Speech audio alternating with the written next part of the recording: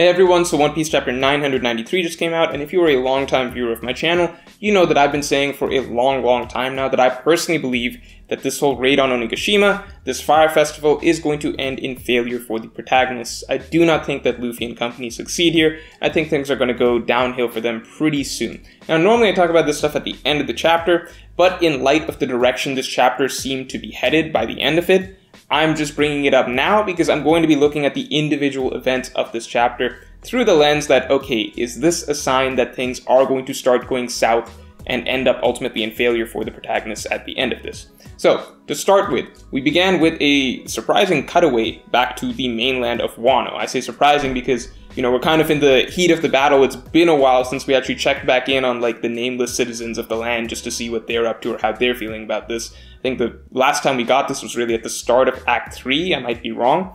But I do think it was necessary just because it kind of reminds the reader, it reminded me at least, of what they're actually all fighting for, what this country has gone through. Just when we're following such a large story and only getting things week to week, you kind of just forget what the main citizens of the land have gone through and like why the stakes of this matter so much. Because then, for example, like Arlong Park, the entire village is right there when everybody's fighting Arlong. In, for example, Alabasta, everybody is there during the defeat of Crocodile and the resolution of that whole conflict. So it is still weird to me a little bit that everybody who they are fighting for is just separate from this conflict. That is one of the initial reasons that I felt that this raid on Onigashima was not going to be the actual climactic battle. But I will be fair here and say that at the very least, from a lot of what these villagers are saying, I don't know why I'm calling them villagers, they're just like Wano's a huge country. I don't know. So the citizens, based on what the citizens of Wano are saying, right, it does feel somewhat like Oda is setting it up that it could go either way, because on the one hand, you could say that, oh, the way they're speaking, it feels like, okay, they are going to have their hopes delivered. They have such like small, meager hopes as is. They're just fantasizing, daydreaming about a possibility of Kaido magically being defeated and the Scabbards coming back. So it would be satisfying in a way for them to suddenly, the Fire Festival ends and they realize that their dreams have become a reality and the samurai have returned and everything is right with Wano once again.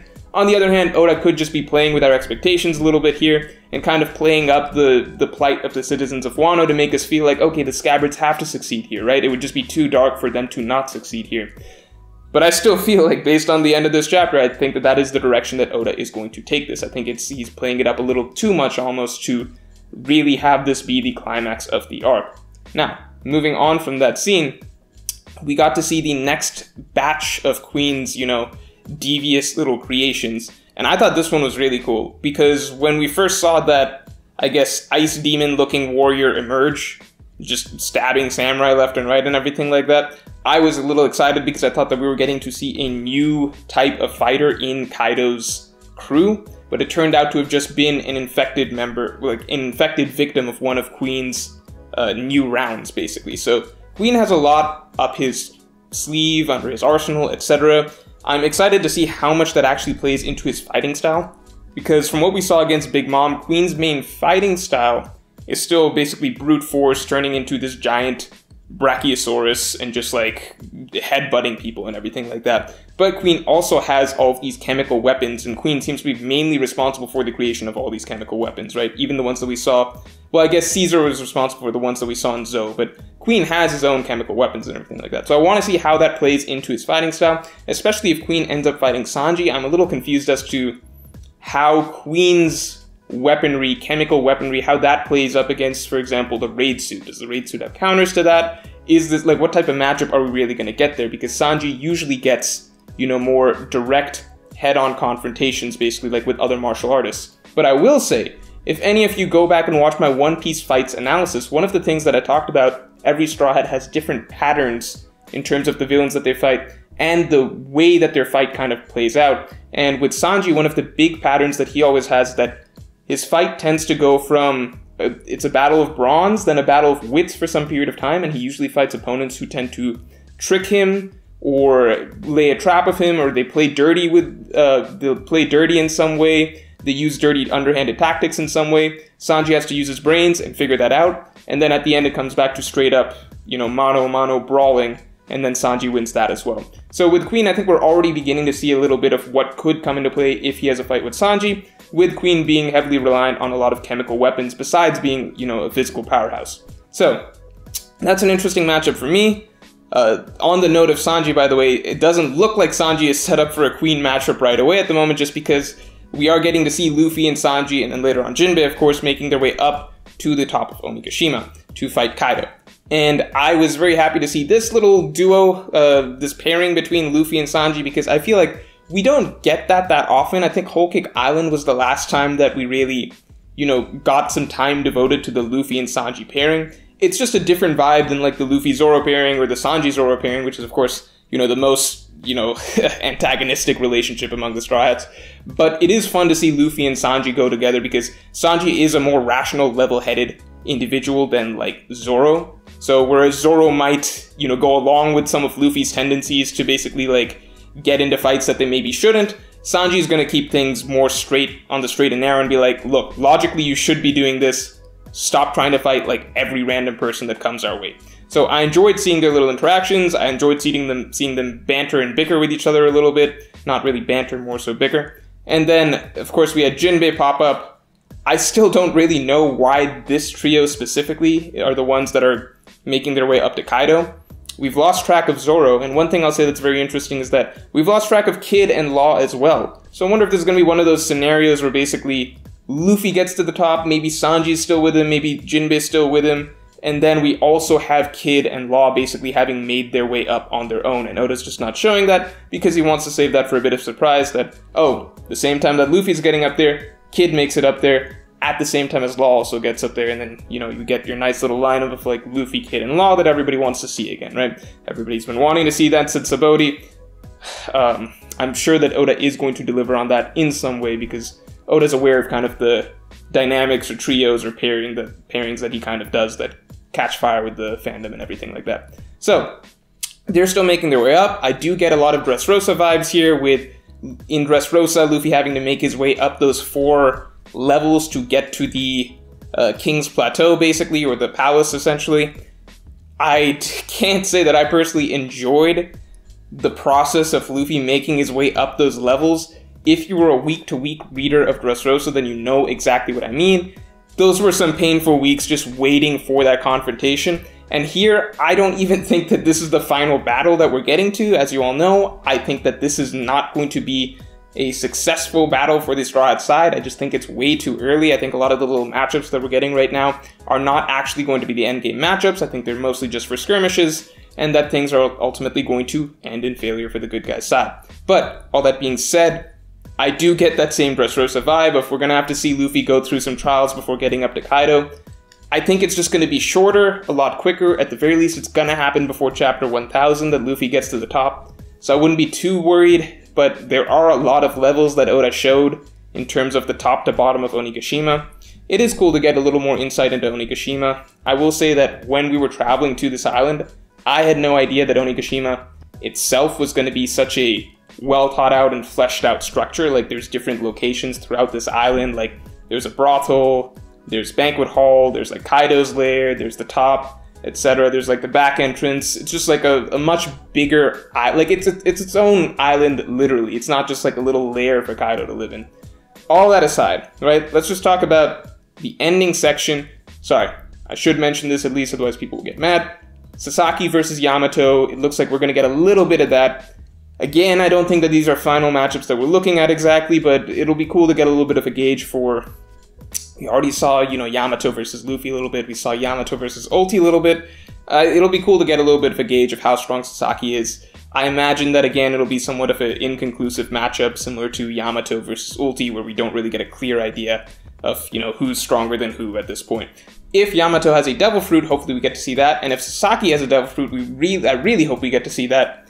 I had initially predicted it was a T-Rex, but people swung me over to believe it's a Triceratops, so that's what I'm expecting. It's also cool to see that each of the Tobiroppo, at the very least, have their own sort of squad attached to them. So Who's Who had his cat team squad. I think Who's Who we can easily pencil in for being a Saber-Tooth Tiger Zone. And Sasaki has his armored squad, so I think at this point it is very likely that it is a Triceratops. It just fits so well, like, armored. Yeah, like, it's just, I think we can pencil him in for being a Triceratops at this point. So, we get to the very top. Kaido is, of course, fine. In fact, it's not even one of those situations, really, where it's like, oh, he's been really beaten up and, like, worn down so that Luffy can kind of finish him off. He's literally just fine. The scabbards did pretty much nothing to him. The thing to keep in mind with Kaido is, like, just the way that he fights. It looks like he's okay with taking, like, lots of hits and lots of damage and just kind of, like, letting things play out a little bit. If you go back and read Kaido's fight with Luffy, the first fight, what everybody remembers is the one-shot, right? Everybody remembers the one-shot. But the entire chapter, everything that was happening in that chapter before that one-shot was Luffy getting a lot of hits in on Kaido and basically knocking him around the town, right? Like, Luffy was sending him flying, you know, in his dragon form. He was getting a lot of hits in on his dragon form. He got, like, his, you know, Kong organ going, even when Kaido was in his base form. Like, Luffy knocked him around a lot. So, if Oda had, for example, chosen to simply end the chapter right before Kaido did his Divine Thunder, then the reader would have had the impression that, like, okay, Luffy's really doing a lot to Kaido. Like, Luffy can actually hold his own against Kaido. Luffy's actually, like, knocking Kaido around. This actually means something. And then, you know, the very next chapter, we would have seen Kaido can one-shot Luffy. But because of the way it played out, where it all happened in the span of one chapter, we got the sense that Kaido one-shotted Luffy, and we don't remember the rest of it, right? So, like, really, most people just remember the one-shot, and they don't remember anything Luffy was doing to Kaido beforehand. So all of that is basically to say that, like, the week-to-week reading experience, it can really play with your sort of expectations or how you're feeling about power scaling in a given moment. Where I do think, like, last chapter, a lot of people were really overreacting to how strong the scabbards are. I think it's very likely that, like, I think earlier on in Wano, a lot of people were underestimating, for example, Ashura Doji, Denjiro, and the Dukes, who I think had all been played up to be very strong scabbards. So it just changes week to week based on what we see. If last chapter, for example, had ended with Kaido basically waking up and saying what he said at the end of this chapter and then cutting off Kiku's arm, then we really probably wouldn't have counted many of we wouldn't have really given the scabbards props for what they did last chapter, because it's kind of just the last thing that you remember that really impacts your feelings on, like, what's going on in the moment. Like, how much should we be giving these characters respect or not respecting them? You know what I mean? So all that being said, basically, my sense overall was that what the scabbards did last chapter was cool. I think that is the best that they're going to get against Kaido. I think that was basically their moment, because it would just kind of be weird tonally if, you know, Kaido is... It sounds like he's getting serious now and talking about how none of these guys can really even hurt him, and then he's tearing off Kiku's arm, and then they just go back to beating him up again next chapter, right? So I do think that this is the point where we kind of get that turnaround. I will give myself a little bit of credit here. I did say, if you go back in chapter 991 review, 992 review, in both of those chapters I did say that I was expecting 993 to be sort of the end of 993, specifically to be sort of the turning point where things started to shift against the Alliance. I was basing this basically off of that run of chapters Oda did between 570 to 580 with Marineford, the climax of Marineford, with things going from, like, yay, Ace is freed, to, oh no, Ace is done, Whitebeard is done, Blackbeard is here, he's got this fruit, etc., right? So there's a continuing downward spiral from basically 573. So I figured that if Oda is kind of going to mimic that, if things are going to end up in failure for the protagonist side, like I'm thinking, then it would make sense that maybe if we're kind of paralleling that run of chapters, then maybe 993 would be similar to 573, where that's the point where things start to change. Now, obviously, this chapter didn't have an insane moment like Akainu, like, punching a hole through Ace, but we did get the start of what feels like a shift in direction, at least to me, with Kaido getting up, getting more serious, and then taking out Kiku's arm. Now, there's two ways that this can go, obviously, right?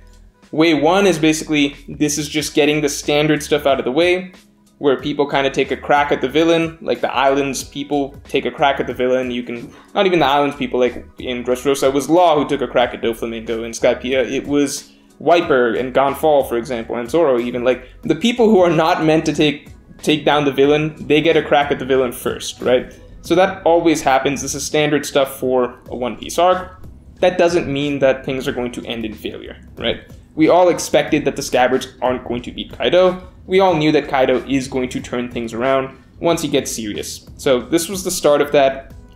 Next question is pretty much, okay, does that mean that Luffy can actually take down Kaido? Or I guess next question is really, what happens to the Scabbards from here? Because there's a difference between just being defeated, or like losing an arm or two, versus like everybody dying. I don't think every Scabbard dies. I think, for example, the fact that Kiku started with losing an arm, it looks like, to me that suggests that some of the Scabbards are actually going to survive.